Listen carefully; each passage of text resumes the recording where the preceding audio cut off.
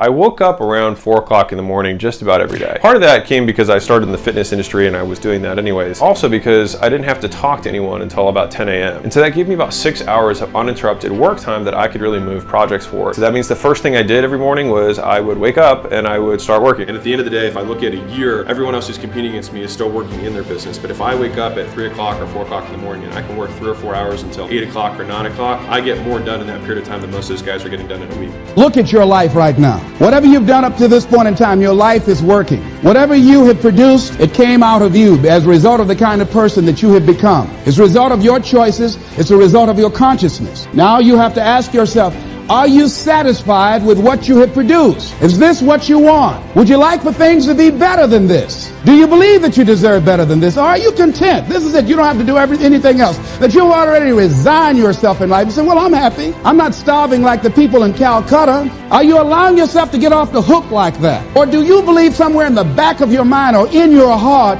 that there's some other great work for you to do? There's something else that life has for you. And that's why you're here. How do we handle this fear factor? How do we increase our self-esteem? You have to begin to fortify yourself. How do we do that? I believe that you have to begin to consciously monitor your inner conversation and start talking to yourself. Start building yourself up. Sometimes the only good things you will hear about you are the things that you say to you. In the SEAL teams, I was a breacher, all right?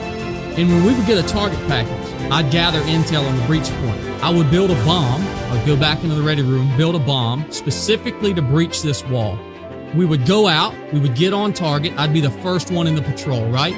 I'd move up to the breach point. I'd peel the hydrogel off the back of this wall charge. It's the sticky stuff, right? I'd place the bomb on the wall. I'd cap my blasting cap in. You know, I'd pay my det cord out back to minimum safe distance, and I would look back behind me, and I would just see a bunch of sets of green eyes, right? It was my entire team was waiting for 3 words. And these 3 words ring through my head every single morning, and the 3 words are execute, execute, execute. And on the 3rd execute, I would put power to that charge, and all freaking hell would break loose, and we would crush our enemy. And that's what people don't do. Yeah. They don't execute. And you have to understand, if you don't execute on the plan, if you don't get up in the morning when you're feeling tired, scared, you don't know what's going to happen. If you don't execute, you're not just cheating yourself, dude. You're cheating your family. You're cheating your employees. You're cheating your team, whatever you're a part of. It's bigger than you, man. I grew up not that guy. Yeah. So a lot of people put a title on me. They want to, they see me now. They see me now as the guy that with his shirt off, who can do 4,030 pull-ups in 17 hours, who can run 205 miles in 39 hours, who can do all this crazy shit. But what they don't understand is they don't understand the journey that it took me to get to this point. And what got me to this point was I was just the opposite of what I am today. I was that guy who ran away from absolutely everything that I got in front of me. But not many people knew that. I had 2 people. Like the real me was like this very scared, insecure, stuttering, got beat up by his dad, all this kind of stuff. And then I built this fake person that walked around like my shit didn't stink, you know? Right. Yeah, so that's kind of how I did it. That I was lying to myself and lying to people. Young lady that was in the audience this afternoon said to me, I told myself yesterday for the first time, I'm proud of me. And she said, I felt good about that. So I'm saying, learn to be your own booster. Start building yourself up. Start encouraging yourself. Start saying, I can do this. I can make this happen. When I started thinking about becoming a speaker, I said, yes, I can do this. I can make this happen. When I start trying to convince myself I can be a businessman after flopping and failing and losing thousands of dollars and feeling stupid and dumb and having people take advantage of me because of what I didn't know. I had to talk to myself because people were saying to me that I was dumb. And somewhere in the back of my mind, I was saying, you're right. Look at what I've done. I had to say, no, Les. Hey, come on, man. Get yourself together. You can handle this. You just haven't figured it out yet. It's all right. This is your training period. This is the tuition you have to pay for what you don't know. You can do this. Other people have done it. It doesn't take an Einstein. Get you some people that can teach you some stuff that you don't know. Get you some people that have done it successfully and learn from them. Take some seminars, workshops, read some books on how to manage a business. Change the way you see yourself and begin to tend to the personal details. Understand that nobody's going to take care of your business better than you. Why all of this pain, and why all of this test, and why all of this pressure, and why all of this loss, and why all of this destruction, and why has this happened to me? And right in the middle of it, you need to say with Job, I know, I don't understand this. I don't know what's going on. I don't have it all figured out. But I do know this. I know my Redeemer lives. I know this one thing. I know my Redeemer lives, which means He is my Redeemer. If He's my Redeemer, He's my restorer. If He's my restorer, this is not the end of my story. I might be in the biggest test of my life. It may be the darkest moment of my life. It may be the deepest pit of my life. It may be the greatest pain of my life.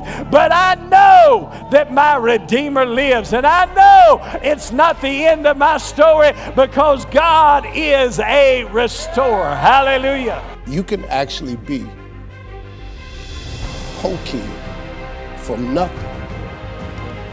And because of God's grace and mercy, He can put you in places you never ever thought you'd be.